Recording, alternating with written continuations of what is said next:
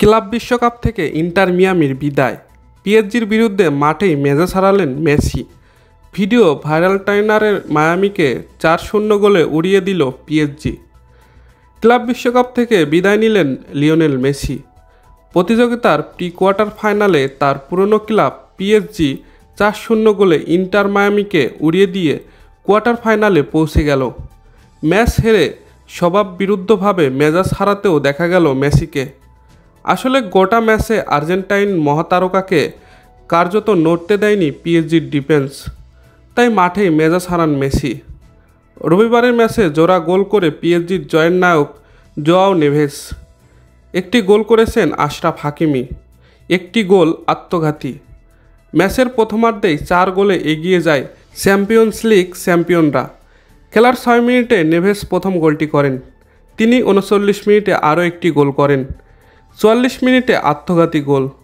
প্রথমার্ধ শেষ হওয়ার ঠিক আগে 49 মিনিটে পিএসজির হয়ে আরও একটি গোল করেন হাকিমি। বিরতির পর খেলায় ফেরার চেষ্টা করেছিল মায়ামি।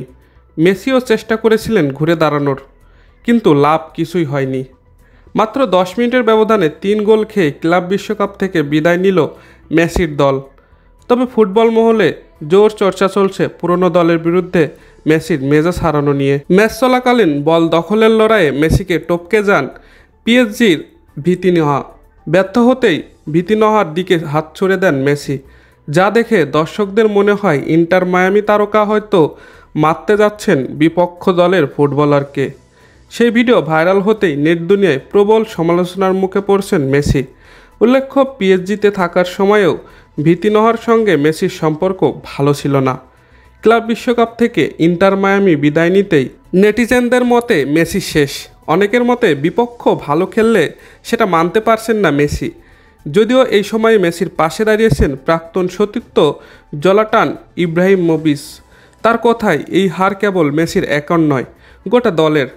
99% ফুটবলার যা করতে পারে না সেটা মেসিও এখনও করতে পারে। যে ফুটবলারদের সঙ্গে মেসি খেলেন তাদের দক্ষতা নিয়ে বরং প্রশ্ন তুলেছেন ইব্রাহিমোভিচ। দর্শক, খেলাবাজের ভিডিও এ পর্যন্তই। ভিডিওটি আপনার কাছে ভালো লেগে থাকলে একটি লাইক করুন, আর নিয়মিত খেলার আপডেট ভিডিও পেতে আমাদের খেলাবাজ চ্যানেলটিকে সাবস্ক্রাইব করে রাখুন।